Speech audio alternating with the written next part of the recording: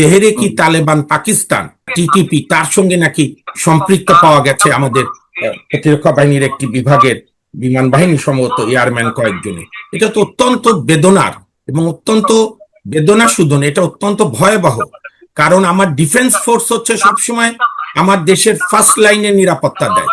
সেইখানে যদি এই ধরনের রাজনৈতিক কার্যক্রম না, এই ধরনের সভ্যতা বিরোধী জঙ্গি কার্যক্রম চলে, আমি এখন প্রশ্ন করতে চাই ডক্টর মোহাম্মদ ইউনূসকে এবং তার জামানার আইজিপি নিশ্চয়ই দেশে এখনো আছে, যে বলেছিল দেশে কোনো জঙ্গি নাই, আছে ছিনতাইকারী। এবং এই কথা বলে জঙ্গিদের যে চারণভূমি করে দিয়েছিল ডক্টর ইউনূস সরকার, সাংবাদিক, মুক্তিযুদ্ধে বিশ্বাসী মানুষদেরকে মিথ্যা মামলায় গ্রেপ্তার, আর সমস্ত জঙ্গি মৌলবাদীদের, এমনকি যাদের বিএনপির আমলও গ্রেপ্তার করেছিল, বিএনপি 2001 থেকে 6, তাদেরকেও ছেড়ে দিয়ে আওয়ামী লীগের বিরুদ্ধে আপনার আন্দোলন থাকতে পারে। একটা সরকার সব খারাপ কাজ করে না, পৃথিবীর সবাই ভালো খারাপ মিলে করে। আওয়ামী লীগ বলে আর যাই হোক, জঙ্গিবাদের বিরুদ্ধে তো একটা ভালো প্রশাসনিক এবং আইনি লড়াইটা তারা ভালো করেছে, যদিও রাজনৈতিক লড়াইটা দুর্বল ছিল, সেটি আরো ব্যাপক করতে হবে। আমন্ত্রণ জানাচ্ছি প্রিয় দর্শক, মানচিত্রের নিয়মিত আয়োজন কথোপকথনে আজকে আমাদের সঙ্গে আলোচনায় যুক্ত রয়েছেন অতিথি হিসেবে সুপ্রিম কোর্টের সিনিয়র আইনজীবী এবং রাজনৈতিক বিশ্লেষক, সাবেক ছাত্রনেতা অ্যাডভোকেট মামুন মাহবুব। অ্যাডভোকেট মামুন মাহবুব, আপনাকে স্বাগত জানাচ্ছি আমাদের অনুষ্ঠানে। এবং আপনাকে শুরুতে খুবই সিগনিফিকেন্ট একটি বিষয়ে আপনার কাছে প্রশ্ন রাখতে চাই, সেটি হচ্ছে যে বাংলাদেশ সশস্ত্র বাহিনীর মধ্যেই সশস্ত্র বাহিনীর কোন কোন সদস্য জঙ্গিবাদী গোষ্ঠীর সঙ্গে জড়িত হয়ে পড়েছে, এমন একটি গুঞ্জন ছিল। মোটামুটি একটা সতর্কতা জারি করা হয়েছে রাষ্ট্রায়ত্ত বিভিন্ন সংস্থা থেকে শুরু করে বিভিন্ন এপিআই এলাকায় নিরাপত্তা জোরদারের বিষয়ে। আপনি এই মুহূর্তে এই বিষয়টিকে কিভাবে মূল্যায়ন করবেন? জি, ধন্যবাদ আপনার এই অত্যন্ত চিন্তাধর্মী অনুষ্ঠানে আমাকে যুক্ত করার জন্য। এবং সত্যের খাতিরে আপনার সামনাসামনি প্রশংসা করতে হবে, আপনি প্রথম বাংলাদেশের অনলাইন এবং টোটাল প্রিন্ট ইলেকট্রনিক মিডিয়ার মধ্যে এই বিমান বাহিনীতে কি ঘটছে, আপনি বোধহয় আজ থেকে 2 দিন আগে এই রিপোর্টটি করেছিলেন, এবং তখন আমরা অনেকেই উদ্বিগ্ন হয়েছিলাম। এবং খুব সম্ভবত গতকাল আমি অনলাইনে দেখেছি পুলিশ হেডকোয়ার্টার থেকে একটা সতর্কবাণী, রাষ্ট্রায়ত্ত সকল কি ইনস্টলমেন্ট পয়েন্ট, এমনকি শাহবাগ চত্বর যেটা আন্দোলনের চত্বর, সেখানেও অ্যালার্ট থাকতে বলেছে, অন্যান্য অফিস আদালত সহ। তো দেখেন, আমাদের বড় বেদনার বিষয় কি পান্না ভাই, আমরা যার পরই মাঝে মাঝে স্বপ্ন দেখি, তারা এমন ভাবে স্বপ্ন ভঙ্গ করে এবং এমন গণবিরোধী কার্যকলাপ করে। ধরেন ডক্টর মোহাম্মদ ইউনূসকে দায়িত্ব দেওয়া হয়েছিল যে একটা অন্তর্বর্তী সরকার, তুমি কোনো মতে দেশটা একটা স্থিরতা এনে জাতীয় নির্বাচন দিবা। সে তো তার ওই এপিসোড তো এখন প্রমাণই হচ্ছে, একটার পর একটা দুর্নীতি, দুঃশাসন, হামের মাধ্যমে শিশু গণহত্যা। কিন্তু সবচেয়ে যে বড় যে ক্ষতিটি ডক্টর ইউনূস, আসিফ নজরুল, রিজওয়ানা হাসানরা করে গেছে, আদিলুর রহমান শুভ্র, সেটা হচ্ছে শুধু ধর্মান্ধ মৌলবাদী দলকেই বিকাশ করেনি, এই যে ধর্মান্ধ মৌলবাদী জঙ্গিদেরকে তারা একটা উর্বর ক্ষেত্র করে ফেলেছিল 18 মাস। আপনার মনে আছে নিশ্চয়ই, অসংখ্যবার পাকিস্তান আইএসআই লোকরা এখানে ঘুরে গেছে, আইএসআই বিভিন্ন অফিসাররা। আইএসআই সম্পর্কে আমার কিছু বলার দরকার নেই। মৃত্যুর মাত্র 1 মাস আগে পাকিস্তানের সাবেক প্রধানমন্ত্রী বেনজির ভুট্টো একটা বই লিখেছিলেন, সেখানে তিনি বলেছিলেন যে পাকিস্তান পার্লামেন্ট, প্রধানমন্ত্রীর অফিস, জনগণ, সিভিল সোসাইটি সব একটা সোসাইটি, একটা দেশ, সাধারণ জনগণ। আর রাওয়ালপিন্ডির আইএসআই আরেকটা দেশ, অর্থাৎ একই দেশে 2টা দেশ, যারা সারা বিশ্বব্যাপী সন্ত্রাসী জঙ্গি মৌলবাদী কার্যক্রম করে। আজকে সেই তেহরিকি, আমি যেটুকু জেনেছি, তেহরিকি তালেবান পাকিস্তান টিটিপি তার সঙ্গে নাকি সম্পৃক্ত পাওয়া গেছে আমাদের প্রতিরক্ষা বাহিনীর একটি বিভাগের বিমান বাহিনী সম্ভবত এয়ারম্যান কয়েকজনে। এটা তো অত্যন্ত বেদনার এবং অত্যন্ত বেদনা শুধন, এটা অত্যন্ত ভয়াবহ। কারণ আমার ডিফেন্স ফোর্স হচ্ছে সবসময় আমার দেশের ফার্স্ট লাইনে নিরাপত্তা দেয়। সেইখানে যদি এই ধরনের রাজনৈতিক কার্যক্রম না, এই ধরনের সভ্যতা বিরোধী জঙ্গি কার্যক্রম চলে, আমি এখন প্রশ্ন করতে চাই ডক্টর মোহাম্মদ ইউনূসকে এবং তার জামানার আইজিপি নিশ্চয়ই দেশে এখনো আছে, যে বলেছিল দেশে কোনো জঙ্গি নাই, আছে ছিনতাইকারী। এবং এই কথা বলে জঙ্গিদের যে চারণভূমি করে দিয়েছিল ডক্টর ইউনূস সরকার, সাংবাদিক, মুক্তিযুদ্ধে বিশ্বাসী মানুষদেরকে মিথ্যা মামলায় গ্রেপ্তার, আর সমস্ত জঙ্গি মৌলবাদীদের, এমনকি যাদের বিএনপির আমলও গ্রেপ্তার করেছিল, বিএনপি 2001 থেকে 6, তাদেরকেও ছেড়ে দিয়ে আওয়ামী লীগের বিরুদ্ধে আপনার আন্দোলন থাকতে পারে। একটা সরকার সব খারাপ কাজ করে না, পৃথিবীর সবাই ভালো খারাপ মিলে করে। আওয়ামী লীগ বলে আর যাই হোক, জঙ্গিবাদের বিরুদ্ধে তো একটা ভালো প্রশাসনিক এবং আইনি লড়াইটা তারা ভালো করেছে, যদিও রাজনৈতিক লড়াইটা দুর্বল ছিল, সেটি আরো ব্যাপক করতে হবে। আপনি যেসব বিষয় বলছিলেন ডক্টর ইউনূস সরকারের সময় যা যা হয়েছে, এবং আমরা তো দেখেছি যে ডক্টর ইউনূস সরকারের সময় জঙ্গিবাদের চাষ হয়েছে রীতিমতন। আইসিসি এর পতাকা, কালো পতাকা বিভিন্ন মিছিলে আমরা দেখেছি, কোনো ব্যবস্থা নেওয়া হয়নি, এবং আপনি যেটা বলছেন যে সবসময় অস্বীকার করা হয়েছে। এ বিষয়ে আমরা আরো কথা বলবো, কিন্তু মাঝ থেকে আমি একটা প্রশ্ন করি, সেটা হচ্ছে যে এই অবাধ তথ্য প্রবাহের যুগে সশস্ত্র বাহিনীর মধ্যে অবশ্যই দেশের স্বার্থে সবকিছু ঘটছে, তাই না? যদি কেউ জঙ্গিবাদ কার্যক্রমে জড়িত থাকে, তাদেরকে নজরদারিতে নেওয়া বা তাদেরকে হেফাজতে রাখা বা আটক করা, যেভাবেই বলি না কেন, আমরা এই বিষয়গুলো আমরা গত 2-3 দিন আগ পর্যন্ত জানতে পারিনি। এবং আপনি নিজেই বললেন যে বাংলাদেশের মধ্যে ফার্স্ট আমি এটি নোটিশ করেছিলাম, যদি এ ধরনের কিছু হয়ে থাকে তাহলে অবশ্যই এটি তাদের প্রেস ব্রিফিং করা উচিত, জনগণকে জানতে দেওয়া উচিত, নচেত নানান ধরনের গুজবের ডালপালা ছড়াবে। এবং মানুষ একটা টেনশনের মধ্যেও ছিল, ফিসফিসানি চলছিল যে বিমান বাহিনীতে কি ঘটছে। তো সেই জায়গা থেকে পুলিশ নিশ্চয়ই আমাদের সরকারের ঊর্ধ্বতন কর্তৃপক্ষের নির্দেশেই একটি নোটিশ জারি করেছে বা বিজ্ঞপ্তি দিয়েছে। আমার প্রশ্ন হচ্ছে যে এই অবাধ তথ্য প্রবাহের যুগে এখানে যাই ঘটুক না কেন, আমরা দেখি যে সরকারের ভিতর থেকেও এক ধরনের টেন্ডেন্সি থাকে অনেক কিছু গোপন করার। আপনি কি সবকিছু ওপেন করে দেওয়ার পক্ষে, সবকিছু জনগণের সামনে উপস্থিত করার পক্ষে, নাকি এই কদিন যেমন একটা লুকোচুরি ছিল সেটি ঠিক ছিল? আপনার কি মনে হয়? জি, ধন্যবাদ। আমি ওপেন করার পক্ষে, কারণ elephant is in the room, এটাকে অস্বীকার করে লাভ নেই। না, আমি বলছি না কাকে গ্রেপ্তার করেছে, কোন অফিসারের নাম কি, ওই অফিসারের সঙ্গে পাকিস্তানিদের কার কার জঙ্গি কানেকশন আছে, এগুলো আমাদের জানার বিষয় না। এগুলো আমাদের সেনাবাহিনী এবং আমাদের আইন শৃঙ্খলা রক্ষাকারী বাহিনীর উপর আমাদের আস্থা আছে, ওনারা এগুলো করুক। কিন্তু যেটি আজকে মনে করি, আজকেই আইএসপিআর এবং প্রয়োজনে সরকারের আপনার প্রতিরক্ষা মন্ত্রণালয়ের সঙ্গে পরামর্শ করে তথ্য মন্ত্রণালয় ব্রিফিং দিতে হবে যে এরকম একটা প্রয়াস চলেছিল, সরকার শক্ত হাতে সেটা মোকাবেলা করছে, জনগণের সহায়তা চাই, জঙ্গিবাদ থেকে আমাদের মুক্ত থাকতে হবে, এটি বলতে হবে। এটি না বললে হবে কি, নানা ধরনের গুজবের ডালপালা ছড়াবে। আর এইটা 2026, 1926 না, ইভেন তখনও জানা যেত অন্যভাবে। কাজেই এটিকে বলবার মধ্যে তা, এটির জন্য তো বিএনপি দায়ী না। সাধারণত সরকারগুলোর কি সমস্যা হয় যে আমার সরকারের ব্যর্থতা আমি বলবো কেন? এটি তো কোনো অবস্থাতেই বিএনপির ব্যর্থতা না, এটি হচ্ছে 18 মাস এই জঙ্গিবাদের যে গডফাদার, মবের গডফাদার ডক্টর মোহাম্মদ ইউনূস, আসিফ নজরুল, রিজওয়ানা এবং আব্দুল রহমান খান শুভ্র। আমি দর্শক বন্ধুরা এই কথা বারবার বলছি, এই কয়টা নাম, কারণ ব্রিগেডিয়ার সাকোয়াত আপনার অনুষ্ঠানই বোধহয় না কার অনুষ্ঠানে বলেছিল যে একটা কিচেন ক্যাবিনেট ছিল, সেখানে অন্যদের অ্যাক্সেস ছিল না। কাজে এই সমস্ত অকাজ তো এই ডক্টর মোহাম্মদ ইউনূসের আমলে জঙ্গিবাদের।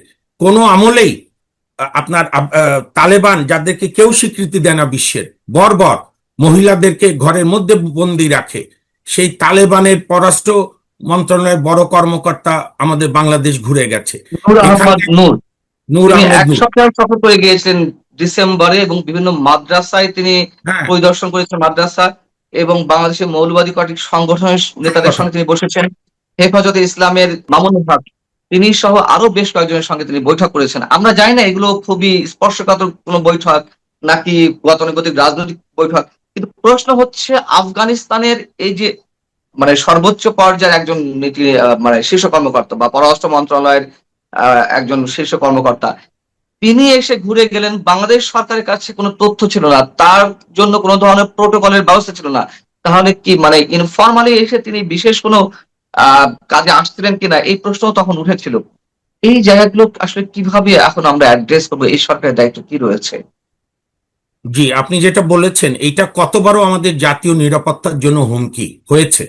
কারণ তালেবান তো কোনো সভ্য রেজিম না, তালেবানকে ইভেন অন্য মুসলিম দেশগুলো স্বীকৃতি এখনো দেয় না, তারা যায় না কোথাও। আমাদের এই যে আপনার খেলাফত মজলিসের একাংশের মামনুল হক 5-6 দিন আফগানিস্তানে গিয়ে বেরিয়ে আসলো, কি আলাপ করলো জাতিকে জানাক। হুম, হুম, হুম, হুম। আমরা বাংলাদেশ সাংবিধানিক শাসন ব্যবস্থা, আমাদের এখানে আইনের শাসন সভ্যতা। কাজে আমি বিএনপি সরকারের কাছে অনুরোধ করব, দেখুন আপনাদের ক্ষমতায় জনগণের ভোটে যাই বলুক সবাই, বিতর্ক তো থাকবেই। জনগণের ভোটে আপনারা নির্বাচিত হয়েছেন, আপনারা সংবিধান ছুঁয়ে ওয়াদা করেছেন এই দেশের সংবিধান রক্ষণ, সমর্থন এবং প্রতিপালন করবেন। কাজে এই সিকিউরিটি ব্যবস্থা শুধু না, ব্রিফিং শুধু না, আপনি দেখেন পান্না ভাই, আপনি একজন অভিজ্ঞ সাংবাদিক, আপনি বলুন তো এর আগে ইভেন যে এত 111 করে, ফখরুদ্দিনের বিরুদ্ধে কোনো পার্সোনাল অভিযোগ কারো ছিল? বিএনপিরও ছিল না, অন্যদের তো প্রশ্নই ওঠে না। এর আগে যারা তত্ত্বাবধায়ক অন্তর্বর্তী অস্থায়ী কারো বিরুদ্ধে অভিযোগ ছিল না, একমাত্র ডক্টর ইউনূস গংদের। আমি তো বিএনপিকে বলবো আপনারা আইনের শাসন চালু করেন।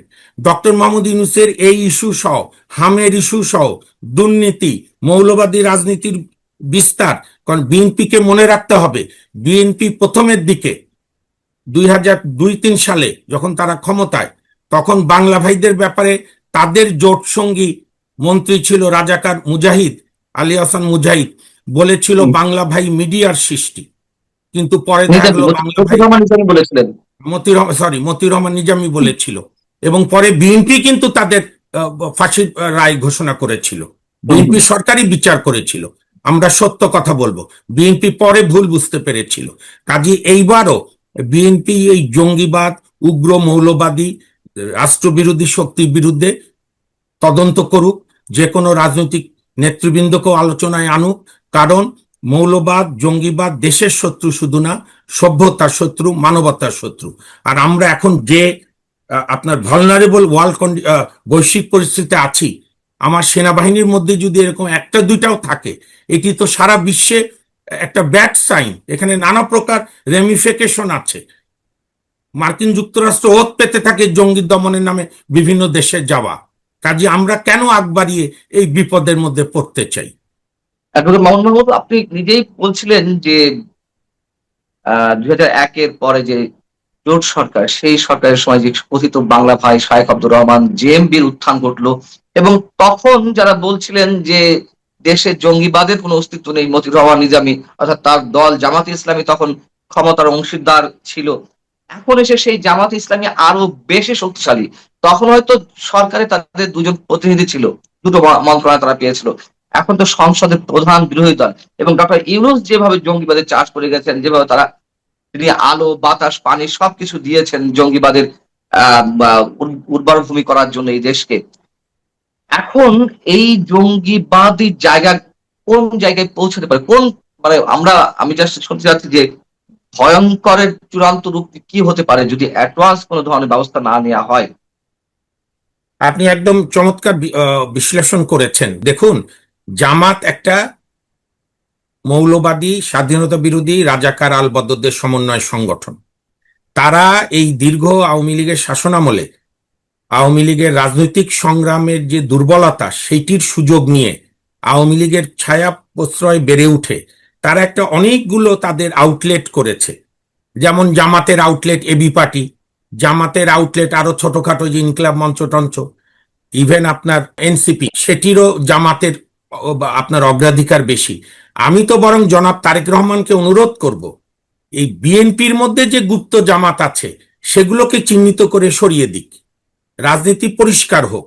আপনি যেটি বলেছেন সেটি আতঙ্কের বিষয় আছে, কিন্তু আমি এখানে একটু স্লাইট দ্বিমত করে বলবো পান্না ভাই, এবারকার নির্বাচনের স্ট্যাটিস্টিক্স কিন্তু কাউন্টের বিষয় না। কারণ এবার নির্বাচন হচ্ছে একটা ইমব্যালেন্সড ওয়েতে, অর্থাৎ আওয়ামী লীগের মতো একটা বড় রাজনৈতিক দল যাদের প্লাস মাইনাস করে 35% ভোটার থাকে, তাদেরকে দূরে রেখেছে ইউনূস অন্যায়ভাবে, যার ফলে জামাত এই ভ্যাকুয়ামটায় সুযোগ নেওয়ার চেষ্টা করেছে। আমি তো পরিষ্কার বলবো, আপনি পরশুদিনই নির্বাচন দেন, শেখ হাসিনারও আসার দরকার নাই। প্রত্যেকে যার যার নির্বাচন করবে, আওয়ামী লীগ, বিএনপি, জামাত, আরো ছোট বড় মাঝারি। হ্যাঁ, এখনো মানুষের বিএনপির উপর আস্থা আছে, এত কিছুর পরও বিএনপি ফার্স্ট হবে, আওয়ামী লীগ সেকেন্ড হবে, থার্ড ফোর্থ বাকিরা হবে। তো আমি সেটি নিয়ে উদ্বিগ্ন না, আমি যেটি নিয়ে উদ্বিগ্ন যে বিএনপি যেন মানে ধরি মাছ নাছুই পানি এই জঙ্গিবাদের ক্ষেত্রে করতে না করে। বিএনপি যদি মনে করে আমি এই জঙ্গিবাদ দিয়ে একটু আওয়ামী লীগকে নিয়েও খেলবো, জঙ্গিবাদকে রাখবো আবার জামাতকে ঠান্ডা করব, তাহলে দেশ বিপদে পড়বে। কিছু জায়গা আছে স্ট্যান্ড নিতে হয়। ইংরেজিতে একটা কথা আছে, রাইজ টু দ্য অকেশন, সময় দাঁড়াতে হয়। জঙ্গিবাদের বিরুদ্ধে একদম ওই যে খালি বলার জন্য বলা না, জিরো টলারেন্স। এবং এটা না হলে বিএনপিও রাজনৈতিকভাবে ক্ষতিগ্রস্ত হবে। এবং আমি তো মনে করি বিএনপির এখন উচিত হবে, এই যে নানাভাবে জঙ্গিবাদের আশ্রয় প্রশ্রয় বাড়ছে, জঙ্গিবাদকে চারণভূমি করে গিয়েছিল ডক্টর ইউনূস, এখন সময় যারা বাংলাদেশে বিশ্বাস করে, গণতন্ত্রে বিশ্বাস করে, সকল শক্তির রাজনীতি করবার সুযোগ দেওয়া। এবং এক্ষেত্রে আমি একদম পরিষ্কার করে বলি, এসপেক্ট টু এসপেক্ট, আমি কোনো দল করি না, বাংলাদেশে বিশ্বাসী। আওয়ামী লীগের অসংখ্য ভুল আছে, অনেক পাপও আছে তাদের, বিশেষ করে লাস্ট 10 বছরে, কিন্তু সেটির বিচারক আইনের মাধ্যমে। কিন্তু আওয়ামী লীগের মতো একটি বড় দলকে রাজনৈতিকভাবে আপনি মোকাবেলা না করে এই নিষিদ্ধ করে রেখে আপনি দেশে গণতন্ত্রের বিকাশ করতে পারবেন না। বিএনপি যত তাড়াতাড়ি এটা বুঝবে, তত দেশের মঙ্গল, গণতন্ত্রের মঙ্গল, তার চেয়েও আমি চ্যালেঞ্জ দিয়ে বলছি বিএনপির জন্য মঙ্গল। বিএনপি আওয়ামী লীগ বিরোধিতা সরকারি দল থাকলে দেশে আর যাই হোক মৌলবাদের বিকাশ ঘটবে না। এবং এই মৌলবাদকে পুঁজি করেই ডিপ স্টেটের একটি খেলা ছিল। আমরা ইয়েস, ইয়েস। শেখ হাসিনা সরকারের পরিবর্তন অবশ্যই দরকার ছিল। নির্বাচনবিহীন অবস্থায় যেভাবে বছরের পর বছর ক্ষমতায় ছিল, নিশ্চয়ই এটি কোনো সুবুদ্ধি সম্পন্ন মানুষ মানছিলেন না। কিন্তু তাই বলে এই না যে প্লটটি না, না, নির্মাণ করে একটি আন্দোলনের তৈরি করা হলো, অভ্যুত্থানের সৃষ্টি করা হলো, সেভাবে আমরা আওয়ামী লীগ সরকারের পতনটি চাইনি। এটি আমার আমরা বাস্তবতা। চেয়েছিলাম এবং ভোটের অধিকার প্রতিষ্ঠার জন্য। রাইট, সেই জায়গা থেকে আমার প্রশ্ন যে যেই মৌলবাদী শক্তিকে পুঁজি করে ডিপ স্টেটের একটি খেলা বা ছক বাস্তবায়নের মাধ্যমে অভ্যুত্থানের সূত্রপাত করা হলো, সেই ডিপ স্টেটের খেলা এখনো চলছে এই মৌলবাদী শক্তিকে কেন্দ্র করে কিংবা জঙ্গিবাদী গোষ্ঠীকে প্রশ্রয় দিয়ে আশ্রয় দিয়ে। আপনার কি মনে হয় যে সেই খেলা এখনো চলছে কিনা? হ্যাঁ, এখনো চলছে। আর আপনি ডিপ স্টেট বা যাই বলি, মেইন তো মার্কিন সাম্রাজ্যবাদ। আপনার মনে থাকবে 1979 সালে যখন সোভিয়েত ইউনিয়ন ওই বারবাক কারমাল আফগানিস্তানের সরকারের অনুরোধে গেল এই জঙ্গিদের হাত থেকে আফগানিস্তানের মতো তখনকার উদার সমাজতান্ত্রিক রাষ্ট্র বাঁচানোর জন্য, তখন কিন্তু মার্কিন যুক্তরাষ্ট্র এই যে আজকের তালেবান, তাদের পূর্বসূরি মুজাহিদ বাহিনী যেটা ছিল, গুলবুদ্দিন হেকমতিয়া সহ যে নেতারা ছিল, আরো যা যা তালেবানদের, তাদেরকে মার্কিন যুক্তরাষ্ট্র শুধু প্রশ্রয় দেয়নি। আপনাকে আমি একটা ছোট্ট ঘটনা বলি, এই আফগান গেরিলারা, জঙ্গিরা, তাদের 10-12 জন নেতাকে রোনাল্ড রিগান 82 সালে হোয়াইট হাউসে ওদের একটা ব্রেকফাস্ট পার্টি হয়, সেখানে দাওয়াত দিয়ে, কত বড় বর্বর ছিল রোনাল্ড রিগান, সে বলেছিল these are the Jefferson, these are the these are the Abraham Lincoln of new world order. অর্থাৎ মৌলবাদী জঙ্গি আপনার হেকমতিয়ার, গুলমতিয়ার, এদেরকে মার্কিন যুক্তরাষ্ট্র বলেছিল এরা হচ্ছে এখনকার যুগের জেফারসন, সেই মার্কিন যুক্তরাষ্ট্রের গুণী প্রেসিডেন্ট।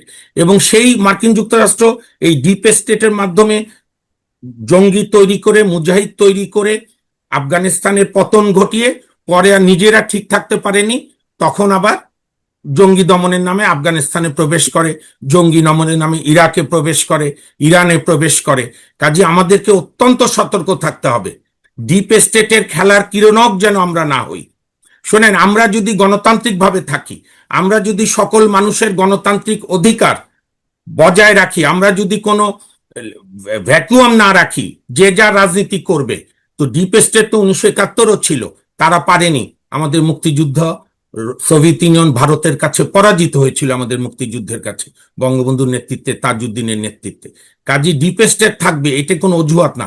অজুহাত হচ্ছে আপনি রাষ্ট্র ঠিক মতো চালাচ্ছেন কিনা। আপনি সাদাকে সাদা বলবেন, কালোকে কালো বলবেন। কালচার অফ ডিনায়াল থেকে বেরিয়ে আসতে হবে। চক্রান্ত হচ্ছে, ষড়যন্ত্র হচ্ছে, ঠিক আছে, সেটাকে মোকাবেলা করে জাতিকে জানাতে হবে, জনগণকে আপনার সঙ্গে সম্পৃক্ত করতে হবে, জনবিচ্ছিন্ন হওয়া যাবে না। আরেকটা বিষয় আপনার দৃষ্টি আকর্ষণ করে শেষ করবো আমাদের আলোচনাটি, সেটা হচ্ছে যে আপনি বললেন যে যার যার স্পেস তাকে তাকে দিতে হবে, ভ্যাকুয়াম দেখা যাবে না, এবং এটাই চরম বাস্তবতা, এটি সায়েন্সেরও কথা। কিন্তু আমরা দেখলাম যে আমাদের রাজনৈতিক সুবিধার জায়গা থেকে আমরা 71-এ পরাজিত শক্তির সাথে ঐক্য করলাম ফ্যাসিবাদকে নির্মূলের নামে।